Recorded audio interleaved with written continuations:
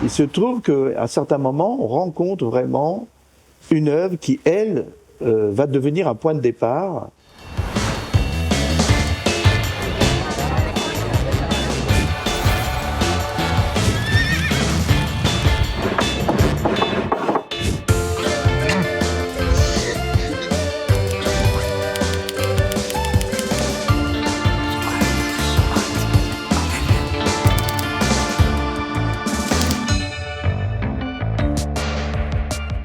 Cette œuvre a véritablement eu une grande influence sur la manière que j'ai adoptée dès le début pour penser qu'est-ce que ça veut dire rentrer dans l'acte de création. La mariée mise à nu par ce célibataire même de Marcel Duchamp. Au fond, qu'est-ce qu'elle signifie cette œuvre? Je la définis comme une image non appelante. Elle est là, présent en vous, d'une manière extrêmement imposante, un peu comme un monument. Or, l'intention de l'artiste, elle n'est pas claire pour lui-même. C'est-à-dire que c'est une œuvre qui est énigmatique, mais énigmatique aussi pour son auteur lui-même. Alors pourquoi? Parce que il dit à l'époque où il la commence, c'est-à-dire vers 1912, il dit qu'il travaillait sur trois notions fondamentales pour lui, et d'ailleurs pour l'histoire de l'art, c'est l'intuition, le hasard et l'inconscient. Trois choses qui ne sont pas déterminées par une volonté qu'a l'artiste de faire quelque chose qu'il prévoit. Et alors, cette œuvre, elle est d'autant plus formidable, c'est qu'elle se compose de deux parties. La partie inférieure, qui elle est soumise à la perspective, alors que la partie supérieure, elle, est plus organique. Et c'est là que se loge le sujet principal du tableau, c'est-à-dire la mariée. Et alors la mariée, c'est assez curieux parce qu'en fait, dans cette œuvre, il n'y a aucun élément qu'on peut identifier de manière certaine. Même quand elle est identifiée à un moulin, il y a les témoins oculistes, il y a une broyeuse de chocolat, il y a différents éléments, il y a ce qu'il appelle les maîtres étalons. À chaque fois, ce sont des choses, quand on les regarde, on dit mais effectivement, ça ressemble à quelque chose, mais en fait, il y a un statut d'incertitude. Et alors d'ailleurs, il disait une chose, si la peinture est une écriture, le grand vers est un texte à déchiffrer.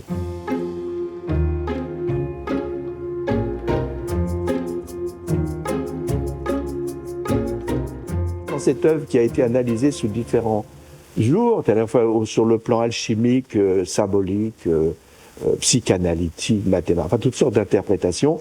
Et Marcel Duchamp s'est toujours dit, mais moi, je n'ai aucune intention particulière, toutes les interprétations possibles, je les accepte parce que moi-même, je ne savais pas pourquoi, au fond, les raisons pour lesquelles je faisais cette œuvre. Cette œuvre, elle devait exister sur la Terre.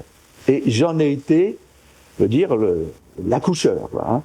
Mais à partir du moment où on pense que l'artiste est quelqu'un qui a un pouvoir médiumnique, c'est-à-dire de faire agir des phénomènes pour produire une forme, c'est-à-dire de générer quelque chose dont il est simplement, lui, l'exécutant, comment dire, le traducteur. Il traduit des choses qui arrivent par l'intuition, qui arrivent par éclair.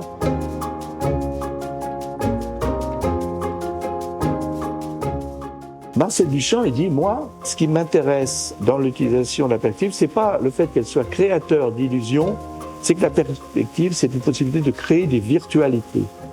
Et en fait, cette œuvre, La mariée mise à nu, c'est une mise en scène d'une chose virtuelle et invisible. Albert Einstein aussi utilisait le terme de l'intuition, et d'ailleurs il décrit ce qu'il appelle des expériences de pensée qui ont précédé sa théorie de la relativité qui va associer espace et temps.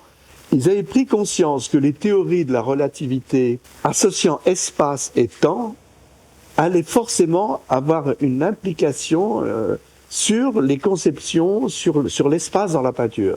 Et effectivement, elle montre quelque chose qui est de l'ordre d'un processus temporel qui va se faire sur 12 années. Comme ça. Et en fait, c'est la notion d'espace-temps et le sens de l'œuvre qui est à saisir dans ce que Marcel Duchamp a cristallisé dans le verre, c'est que le sens, il est tout le temps en transformation. Comme notre possibilité que nous avons d'interpréter différemment cette œuvre selon des points de vue différents. Et alors, elle est inépuisable. Mais une œuvre, elle n'est pas faite pour être comprise. C'est d'abord une expérience de pensée. C'est l'avènement de ce que Nietzsche appelait le philosophe artiste. Parce que c'est celui qui se tient au plus près du volcan. Le volcan, pour André Breton, c'est l'inconscient. Et c'est de l'inconscient qu'effectivement surgissent la dimension créatrice. Ce que j'ai fait, c'est pas un tableau, c'est un retard. Alors, qu'est-ce qui est à comprendre là-dedans? C'est que le sens qui est contenu dans ce retard en verre, c'est le temps entre la fabrication et le temps où on va élucider l'œuvre. Si elle peut être élucidée, ce qui n'est pas sûr du tout. Et d'ailleurs, il y a une phrase qui se dit presque à la même époque, c'est Paul Klee qui l'a dit, « Je peins pour un peuple qui n'existe pas encore ». C'est un chef-d'œuvre, mais contrairement à ce que disait Paul Claudel, il disait toute œuvre qui est un événement est en même temps un avènement. C'est-à-dire qu'il va en découler un certain nombre de choses. Or, le grand verre, c'est une œuvre fermée sur elle-même. Elle n'a quasiment pas de descendance. Parce qu'on ne peut pas s'en emparer sur un plan formel. Ce qu'elle implique, c'est quelque chose qui touche à la poésie, c'est-à-dire que c'est un instrument pour penser, non pas l'œuvre qu'on a dans la tête, mais penser notre rapport que nous avons en tant qu'être humain. Qu'est-ce que ça veut dire de vivre? Vivre, ça veut dire avoir la capacité d'inventer notre rapport au monde. Mais il ne le réinterprète pas dans le délire, il l'interprète par rapport à ce qui est donné dans le visible. C'est-à-dire que la chose la plus inaccessible, c'est pas l'au-delà, c'est le mystère qui est au cœur du visible. Et en fait, dans cette œuvre d'enseignement, contrairement à ce qu'on peut dire, il ne s'agit pas d'un au-delà imaginaire où on aurait une sorte de fusion.